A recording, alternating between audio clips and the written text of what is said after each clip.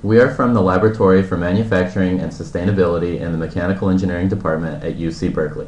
This presentation is an introduction to systems-level thinking applied to manufacturing. What is a system? A system is a set of interacting or interdependent components forming an integrated whole. Any small problems in the system may lead to whole system failure. We can find such incident in the case of Toyota, where small components have been found to have quality issues and the company has had to recall all related models, resulting in lost customer confidence. The tsunami in Japan and flooding in Thailand disrupted the supply chain in consumer electronics and shows how the global supply chains are linked. In the system level, we are working on the issue of how to analyze, integrate, and manage systems. An example of a poorly designed system is illustrated by the far side cartoon. This would not be an effective nor efficient system, as the boat would go around in circles as a result of the imbalance. Let's see a simple view of a manufacturing system. A unit process at small scale can be integrated into a larger scale of complex processes. With logistics support, this system can be extended to supply chains of products.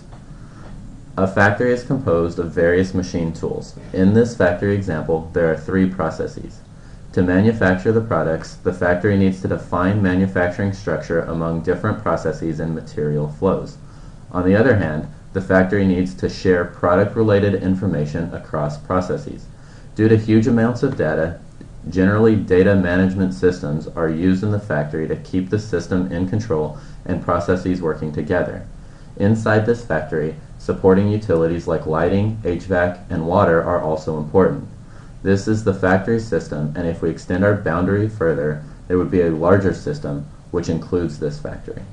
Going up one level, we have the whole supply chain as our system boundary. In LMAS, we are also interested in greening supply chains.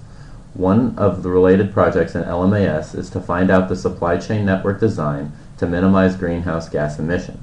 In this project, we need to decide where to locate a warehouse and how to ship products from the manufacturing facility to the warehouse. This problem can easily be extended to other parts of the supply chain.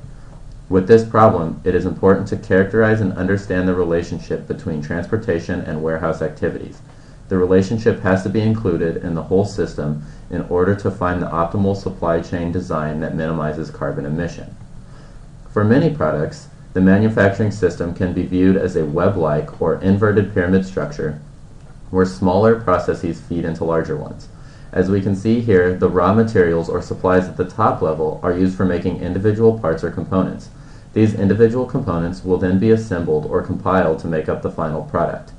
This is, of course, an oversimplification, but demonstrates the basics of how the manufacturing structure as a whole is laid out. In LMAS, we are working on developing sustainable manufacturing technologies through various projects and continually improving the system.